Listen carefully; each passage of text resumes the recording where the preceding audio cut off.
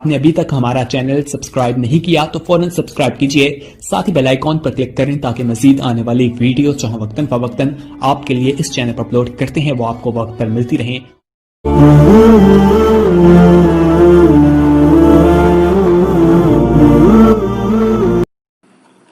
अल्हम्दुलिल्लाहि रब्बिल आलमीन वस्सलातु वस्सलामु अला अशरफिल अंबियाइ वल मुरसलीन व अला आलिहि व सहबिहि अजमाइन वमन तबिअहुम बिइहसानिन इला यौमिद्दीन, अम्मा बाद। बुजुर्गान मोहतरम, अल्लाह ताला ने अपनी हिकमत बालिगा से इस दुनिया में इंसान को जो आबाद किया तो उसमें मर्द और औरत दो सिन्फें और दो इंसानों की किस्में बनाई और दोनों के अलग अलग हुकूक रखे, दोनों की अलग अलग जिम्मेदारियां रखी ताकि ये कायनात ठीक तौर पर एक निज़ाम के तहत में चल सके।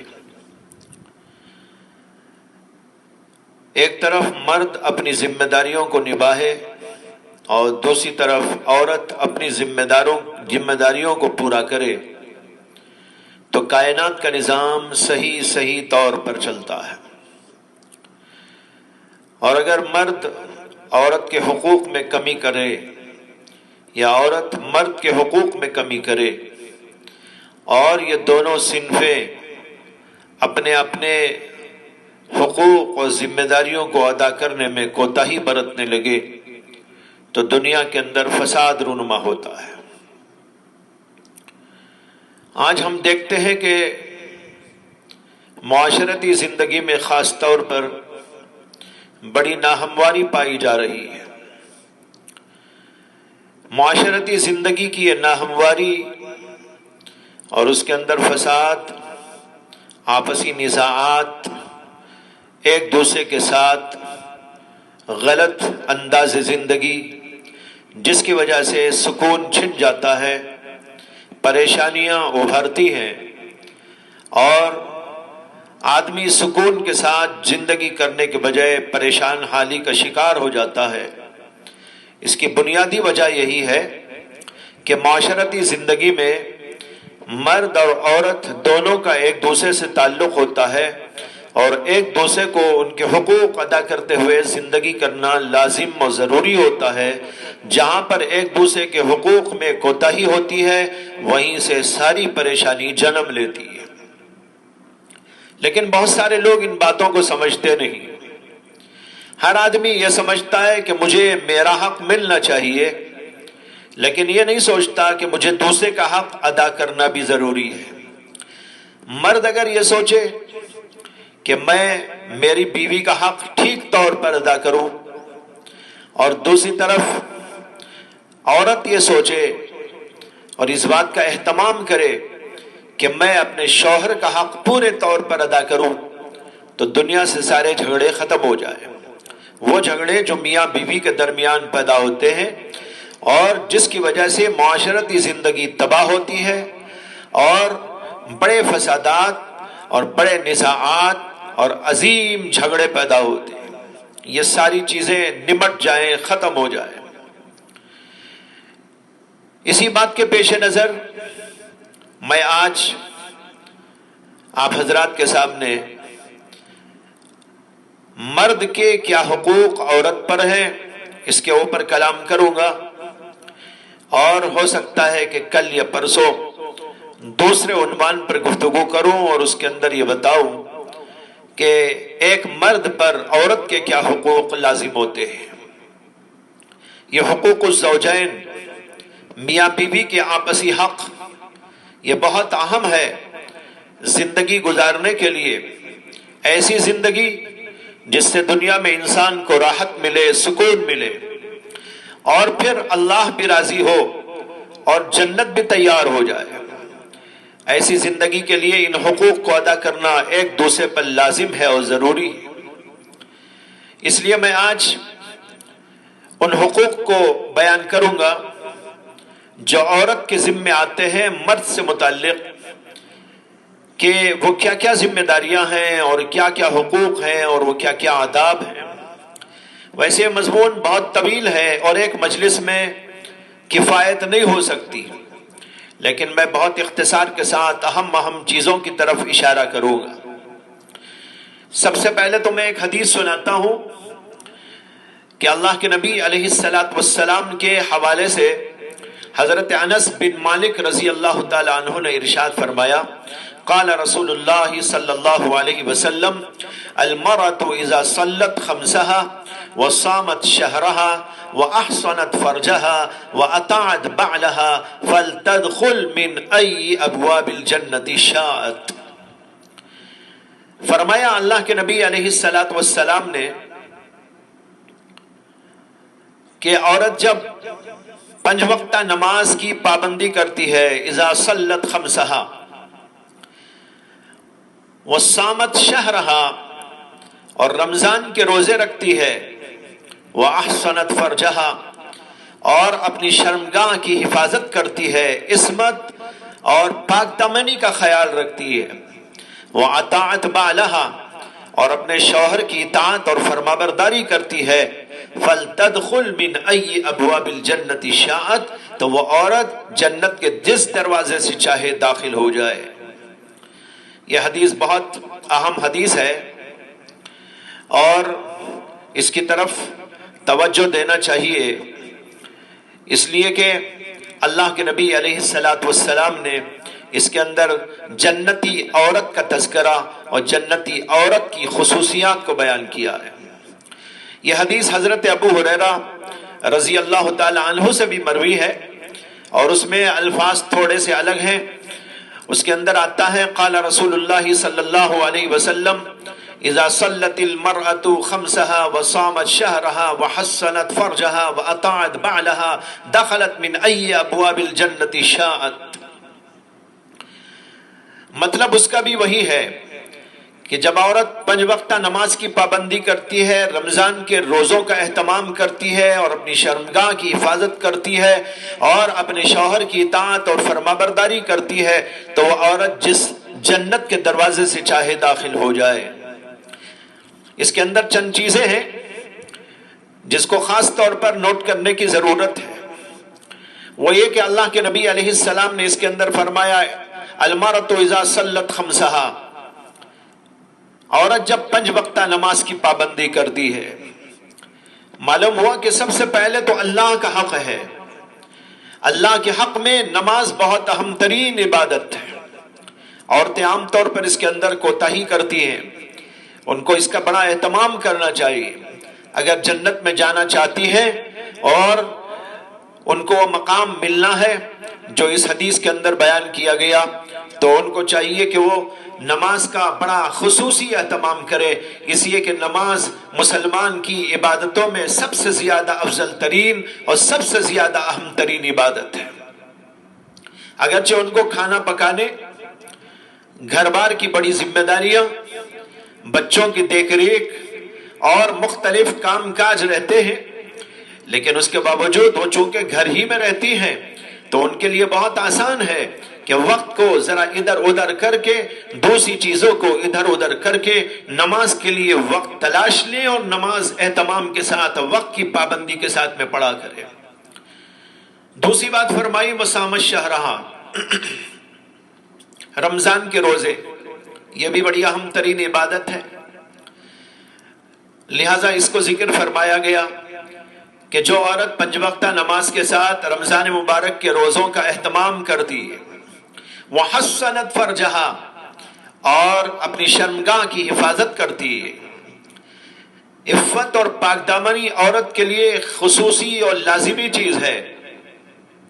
عورت کا امتیاز ہے کہ وہ اپنے آپ کو پردے میں رکھے، وہ اپنے آپ کو محفوظ رکھے، وہ اپنی شرمگاہ کی حفاظت کرے۔ ایک حدیث میں آتا ہے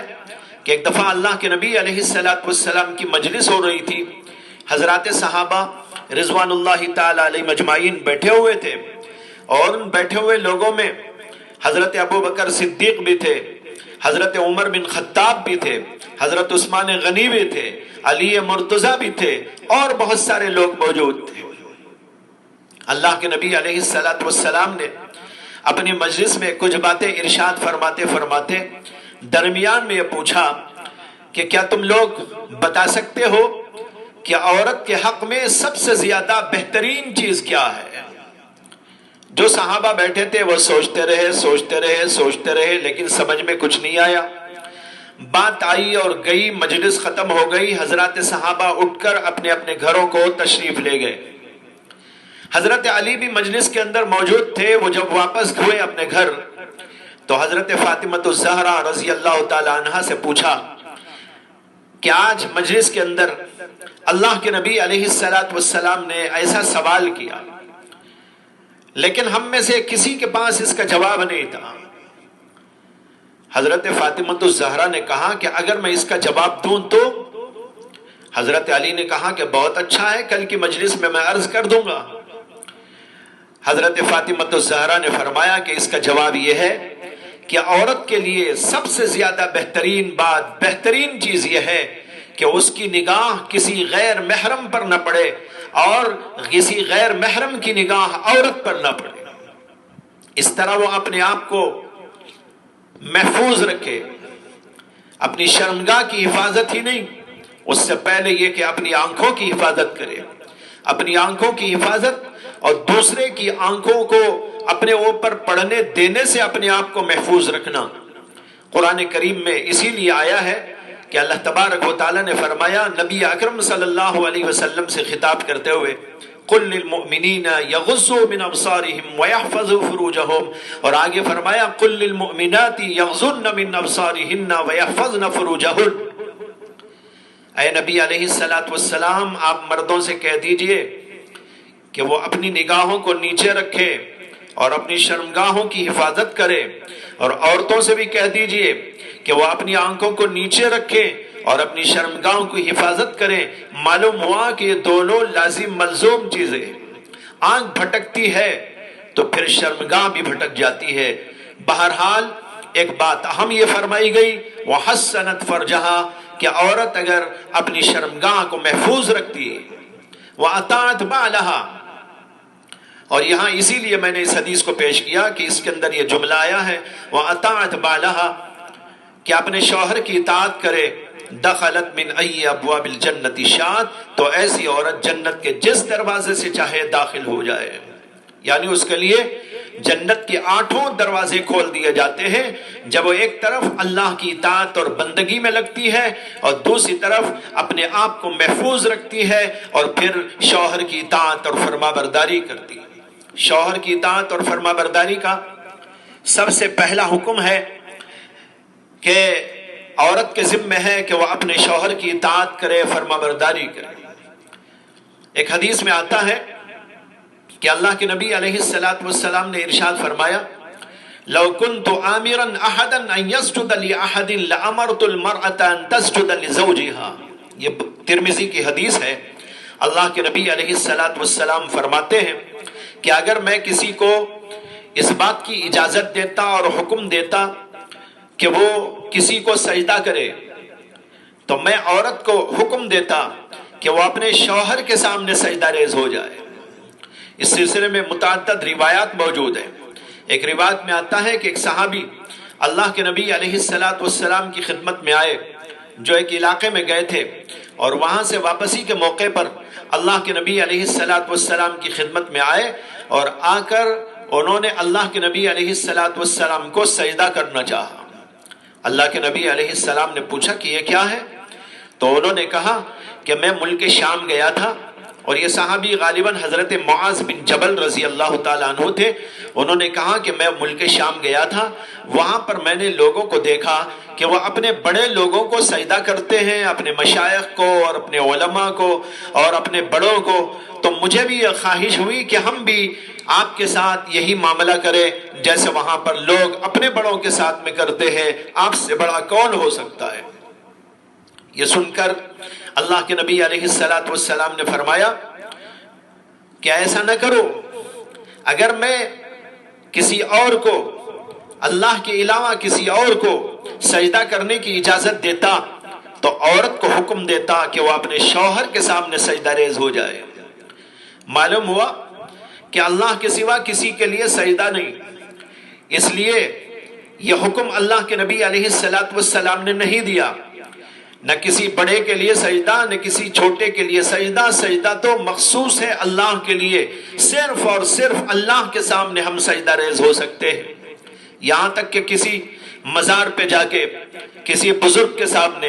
کسی عالم کے سامنے، کسی شیخ کے سامنے، اس کے سامنے بھی سجدہ نہیں کر سکتے، یہ قطعی حرام اور ناجائز چیز ہے۔ اللہ کے نبی علیہ السلام کی حدیث اس سلسلے میں بالکل صاف ہے۔ آپ نے کہا اگر کسی اور کے لیے سجدے کی اجازت ہوتی تو میں عورت کو حکم دیتا کہ وہ اپنے شوہر کے سامنے سجدہ ریز ہو جائے، لیکن چونکہ کسی کے لیے سجدے کی اجازت نہیں، اس لیے میں نے سجدے کا حکم نہیں دیا۔ یہ حدیث بتا رہی ہے کہ شوہر کا کتنا بڑا حق ہے، اگر وہ کچھ کہے تو اس کو ماننا کس قدر اہم و ضروری ہے۔ ایک صحابیہ اللہ کے نبی علیہ السلام کی خدمت میں حاضر ہوئی۔ اللہ کے نبی علیہ السلام نے پوچھا کہ کون ہو؟ انہوں نے کہا کہ میں فلانہ بنت فلاں ہوں۔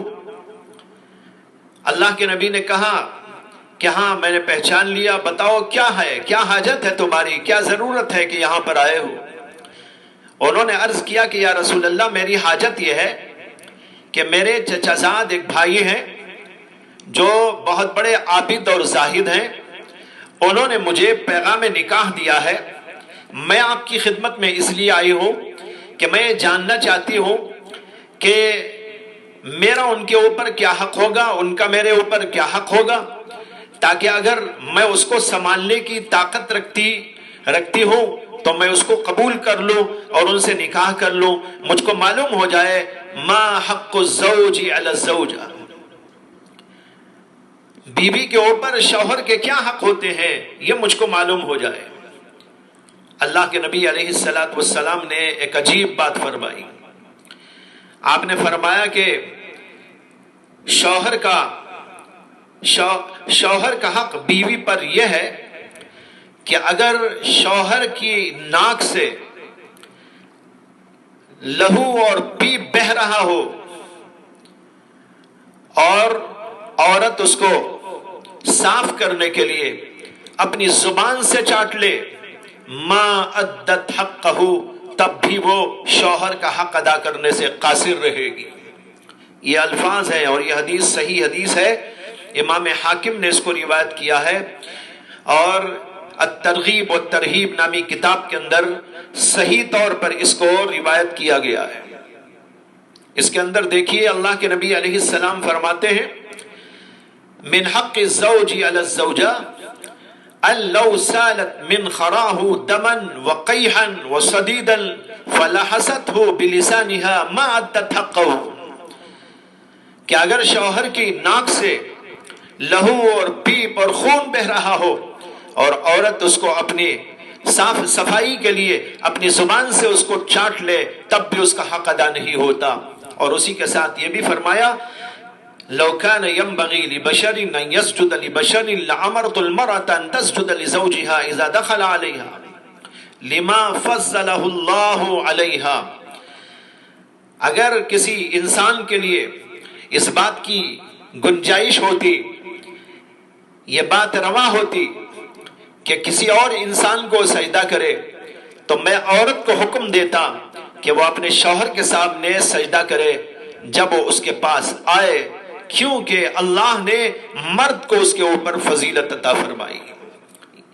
یہ حدیث بتا رہی ہے کہ شوہر کی اطاعت، شوہر کی فرمانبرداری کس قدر اہم و ضروری ہے عورت کے اوپر، اس کا لحاظ اس کو کرنا چاہیے، اور اگر اس کی نافرمانی کرتی ہے تو اس وقت میں اللہ کی طرف سے اس کے لیے لعنت کے فیصلے ہوتے ہیں۔ ایک حدیث میں آتا ہے اللہ کے نبی علیہ السلام نے فرمایا کہ دو آدمی ایسے ہیں جن کی نماز ان کے سروں سے اوپر نہیں جاتی، دو آدمی ایسے ہیں کہ ان کی نماز ان کے سروں کے اوپر بھی نہیں جاتی، سروں کے اوپر نہیں جاتی تو پھر آسمان تک کیسے پہنچے گی، پھر وہ عرش تک کیسے پہنچے گی، وہ اللہ تک کیسے پہنچے گی، اور اللہ کے پاس موضع قبول میں کیسے واقع ہوگی۔ تو فرمایا کہ دو آدمی ایسے ہیں جن کی نماز ان کے سروں کے اوپر بھی نہیں جاتی، ایک وہ غلام جو اپنے آقا سے بھاگ کے چلا جائے، جب تک وہ واپس نہیں آئے گا اس کی نماز قبول نہیں ہوگی، اور دوسرے عورت جو اپنے شوہر کی نافرمانی کرتی ہے، جب تک وہ نافرمانی سے باز نہ آئے اس کی نماز قبول نہیں ہوتی۔ ایک اور حدیث میں آتا ہے کہ اللہ کے نبی علیہ السلام نے فرمایا کہ دو آدمی ہیں جو بہت سخت طور پر عذاب دیے جائیں گے، ایک عورت جو اپنے شوہر کی نافرمانی کرتی ہو، اور دوسرے وہ لوگوں کا امام جس سے کسی شرعی غلطی کی بنا پر لوگ کراہت کرتے ہو۔ عورت شوہر کی نافرمانی کرے، کہتے ہیں یہ بہت سخت عذاب دی جائے گی، اور دوسرے وہ امام جو ایسے لغو حرکتیں غلط کاریاں کرتا ہے اور پھر بھی امام بنا بیٹھا ہے، جس کی وجہ سے لوگ اس کے پیچھے نماز پڑھنے سے کراہت کرتے ہیں۔ ایک تو یہ ہے کہ لوگ کسی غلطی کی وجہ سے نہیں، بلا وجہ کسی سے ناراض ہو جائے، جیسے کہ آج کل عام طور پر ہے کہ لوگ شرعی گناہ کی بنا پر، کسی غلطی کی بنا پر نہیں بلکہ خواہ مخواہ طبعی باتوں کی وجہ سے بھی اماموں سے نفرت اور کراہت کرتے ہیں۔ یہاں یہ مراد نہیں ہے، بلکہ مراد یہ ہے کہ شرعی کسی غلط کاری اور شرعی گناہ کی وجہ سے امام سے لوگ نفرت کریں اور کراہت کریں، تو ایسا امام بن کر نماز پڑھاتا رہے، تو اللہ کے نبی علیہ السلام کہتے ہیں یہ بھی وہ آدمی ہے جسے سخت طور پر عذاب دیا جائے گا۔ معلوم ہوا کہ عورت کو شوہر کی اطاعت اور فرمانبرداری کرتے رہنا چاہیے، اور اس کے لیے یہ جنت کا راستہ ہے۔ جیسے کہ میں نے شروع میں حدیث سنائی کہ جو عورت ایسا کرتی ہے کہ اپنے شوہر کی اطاعت کرتی ہے، جس جنت کے دروازے سے چاہے وہ جنت کے اندر داخل ہو جائے۔ ایک اور حدیث میں آتا ہے کہ ایک صحابیہ خاتون اللہ کے نبی علیہ السلام کی خدمت میں حاضر ہوئی۔ اللہ کے نبی علیہ السلام نے ان سے پوچھا کہ تم شادی شدہ ہو؟ انہوں نے کہا ہاں۔ اللہ کے نبی علیہ السلام نے فرمایا کیف انت لہو، تم ان کے ساتھ کیسے رہتی ہو، یعنی تمہارا ان کے ساتھ گزر بسر کس طرح ہو رہا ہے؟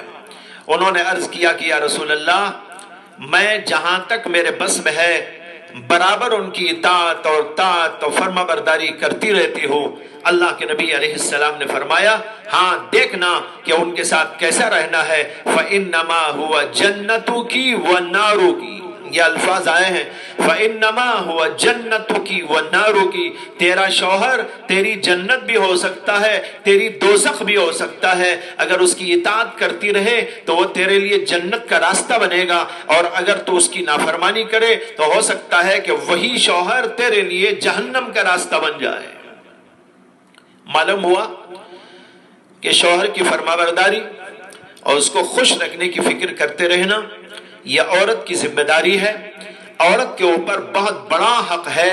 کہ اس کو نبھاتی رہے اور اس کے خلاف نہ کرے، جیسے کہ میں نے احادیث کی روشنی میں آپ کو بتا دیا۔ ایک حدیث میں آتا ہے کہ اللہ کے نبی علیہ السلام سے پوچھا گیا کہ بہترین عورت کون ہے؟ اللہ کے نبی علیہ السلام نے فرمایا التی تطیع اذا امر وتسر اذا نظر وتحفظه في نفسها وماله، فرمایا کہ وہ عورت سب سے زیادہ بہترین عورت ہے، خیر والی عورت ہے، جو عورت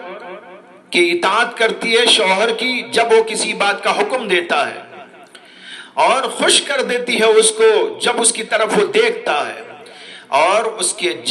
اپنی جان کے اعتبار سے اور شوہر کے مال کے اعتبار سے حفاظت کرتی رہتی ہے، یعنی اپنی جان کو کسی غلط جگہ پر نہیں لے جاتی اور اس کے مال کی بھی حفاظت کرتی رہتی ہے، ایسی عورت سب سے زیادہ بہترین عورت ہے۔ تو معلوم ہوا کہ عورت کا ایک ذمہ یہ بھی ہے کہ وہ شوہر کو خوش رکھے، شوہر کے ساتھ ایسا معاملہ اختیار کرے جس سے کہ شوہر کو خوشی ہو، راحت ہو اور فرحت محسوس ہو۔ یہی مطلب ہے اس کا تسر اذا نظر۔ اطاعت کے بارے میں تو پہلے آ چکی ہے بات، اس حدیث کے اندر سنانے کی بات یہ ہے کہ اللہ کے نبی نے فرمایا تسر اذا نظر، جب مرد اس کو دیکھے تو اس کو خوش کر دے، اس کا انداز ایسا ہو جس سے کہ شوہر کو خوشی ہو، شوہر کو راحت ہو۔ اس کو دیکھنے سے مراد اس کے چہرے کو دیکھنا بھی ہو سکتا ہے، اس کے کاموں کو دیکھنا بھی ہو سکتا ہے، اور جو ذمہ داریاں وہ دے کر گیا تھا ان کی طرف نظر کرنا بھی ہو سکتا ہے۔ اذا نظر، جب وہ دیکھے، کیا دیکھے؟ عورت کے چہرے کو دیکھے تو اس کا انداز ایسا ہو جس سے کہ مرد کو خوشی ہو جائے۔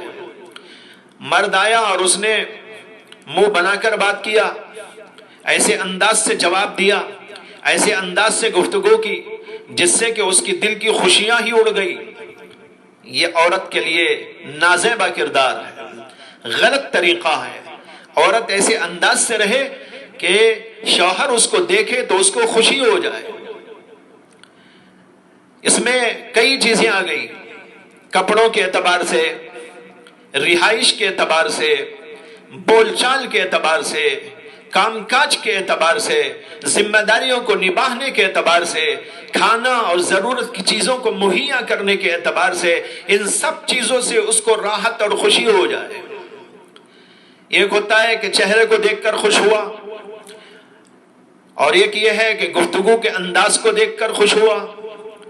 کہ وہ اچھے انداز سے گفتگو کرے،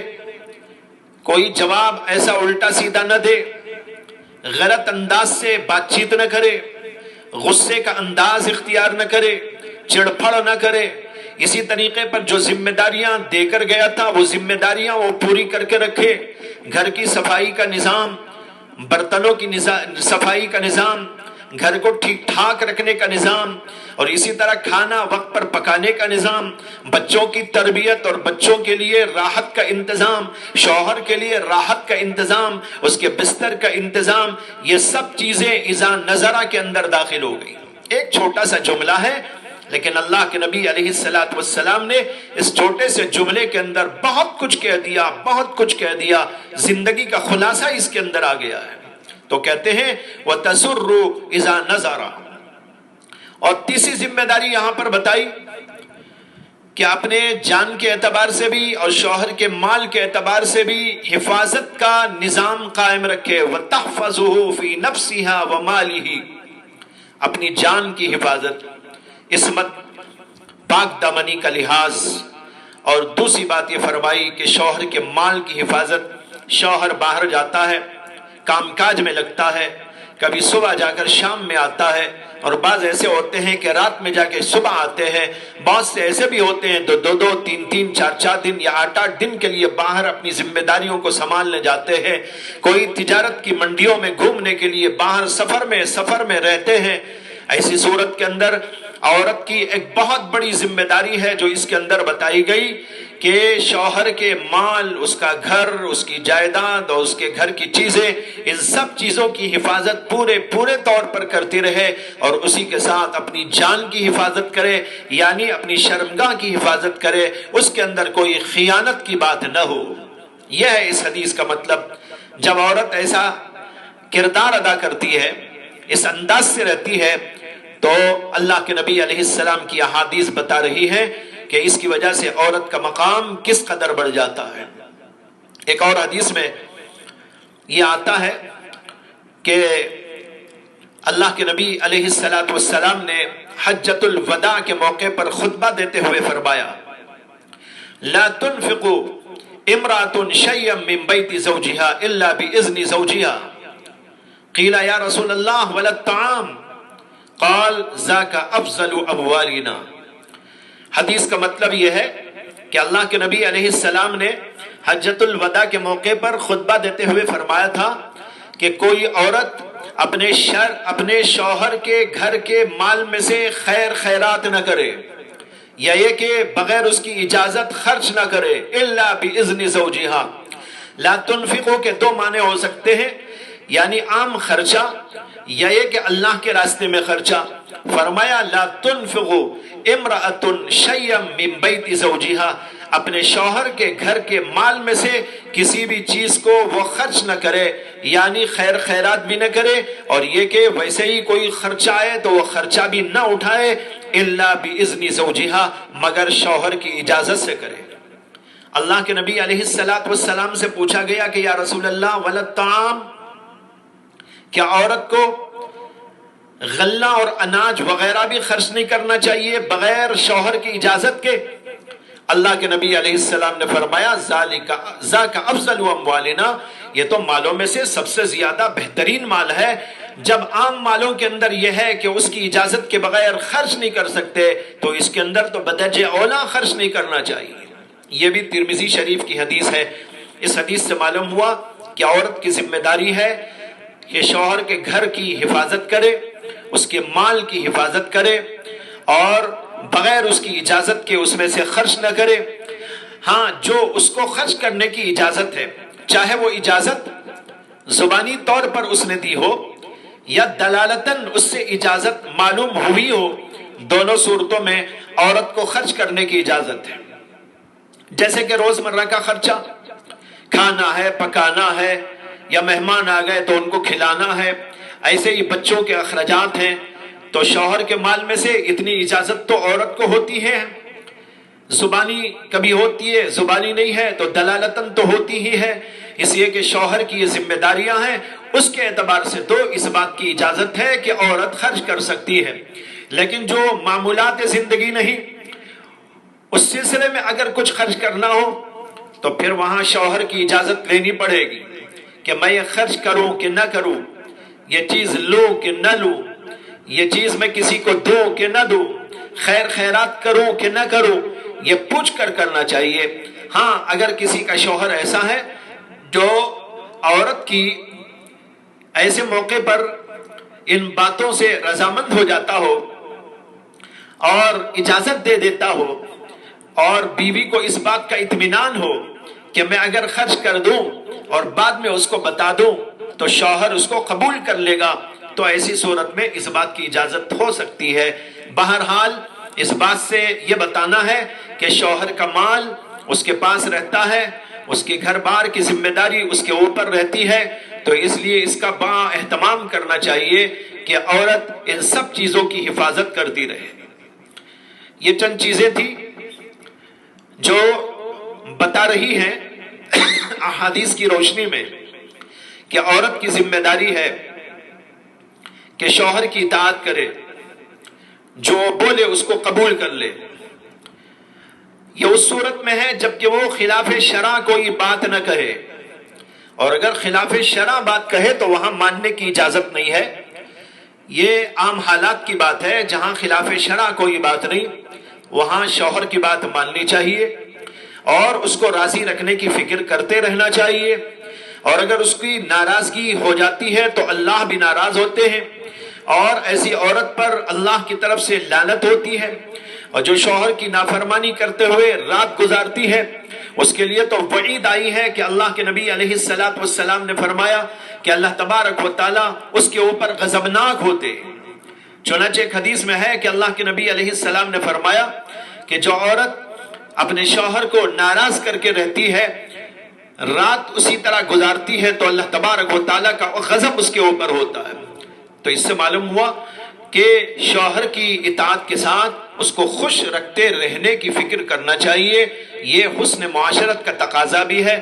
اور پھر یہ کہ اس کے مال کی حفاظت کرے، اور میں نے عرض کیا کہ جب اس کو دیکھے تو خوش کر دے۔ اس کو دیکھنے کا مطلب بھی عرض کر چکا ہوں، مختلف حالات کے اعتبار سے فرمایا گیا۔ چہرے کو دیکھیں تو اس وقت بھی ایسا انداز ہو جس سے کہ شوہر کو خوشی ہو، اس کے کپڑوں کو دیکھے تو اس وقت بھی اس کو خوشی ہو۔ اسی لیے حکم دیا گیا ہے کہ عورت بن کر صبر کر رہے، ایسی حالت میں نہ رہے جس کو دیکھ کر شوہر کو کراہت پیدا ہو، شوہر کو نفرت پیدا ہو اور اس کو غصہ آئے، بلکہ اس کے لیے تیاری کرنا چاہیے۔ اور پھر اسی طرح گھر بار کو کیسے رکھیں، بستر کو کیسے رکھے، کپڑوں کو کیسے رکھے، ضرورت کی چیزوں کو کیسے رکھے، اور ذمہ داریوں کو کیسے نبھائیں، یہ سب چیزیں اس کے اندر داخل ہو گئی۔ اس طریقے پر جب عورت اپنے شوہر کے ساتھ زندگی کرتی ہے تو اس سے ہنسی خوشی کی زندگی ملتی ہے، اور اس سے گھر کے اندر ایک ماحول خوشی کا، راحت کا، اور ایک دوسرے کے ساتھ جو ہے فرحت کا اور انبساط کا اور انشراح کا ملتا ہے، اور اس سے دنیا بھی بنتی ہے اور آخرت بھی بنتی ہے۔ دنیا کے اعتبار سے بھی جیسے کہ ہم نے سمجھا کہ ایسے موقع پر خوشیاں رہتی ہیں، گھر کے اندر آرام رہتا ہے، سکون رہتا ہے، راحت رہتی ہے، اور اگر اس کے خلاف ہوتا ہے تو فساد پیدا ہوتا ہے، جھگڑے پیدا ہوتے ہیں، اور اس کی وجہ سے راحتیں ختم ہو جاتی ہیں، سکون چھن جاتا ہے، پریشانیوں میں مبتلا ہو جاتے ہیں۔ ان ساری چیزوں سے بچنے کا علاج یہ ہے کہ شوہر کے ساتھ اس طرح وفاداری کے ساتھ میں رہے، اس طرح اطاعت کے ساتھ میں رہے، اس طرح اس کی ذمہ داریوں کو ادا کرتے ہوئے رہے، تو اس سے خوشی اور راحت گھر کے اندر باقی رہتی ہے۔ ایک طرف یہ دنیاوی اعتبار سے خوشیاں ہو گئی، اور دوسری طرف یہ کہ اللہ راضی ہوگا اور اللہ کی رضا سے جنت حاصل ہوگی۔ اور جیسے کہ حدیث آپ نے سن لیا ہے کہ جس دروازے سے چاہے وہ جنت کے اندر داخل ہو جائے، یا اللہ کے نبی علیہ السلام نے ارشاد فرمایا۔ اس طرح رہنے کی کوشش عورتوں کو کرنا چاہیے۔ آج کل عورتیں یا ہمارا پیغام گھر بیٹھے سن رہی ہیں، اور خاص طور پر میں نے انہی عورتوں سے خطاب کرنے کے لیے یہ مضمون آج پیش کیا ہے، لہٰذا میں گزارش کرتا ہوں کہ ان باتوں کی طرف توجہ دیں۔ بہت اختصار کے ساتھ چند حدیثوں کی روشنی میں یہ مضمون آپ کے سامنے پورا کیا گیا ہے۔ کل میں عرض کروں گا کہ مرد کے اوپر کیا کیا ذمہ داریاں عورت سے متعلق ہوتی ہیں۔ اللہ تبارک و تعالی مجھے بھی، آپ کو بھی، سب کو بھی ان باتوں کو سننے کے ساتھ عمل کی توفیق عطا فرمائے۔ وآخر دعوانا ان الحمد للہ رب العالمین۔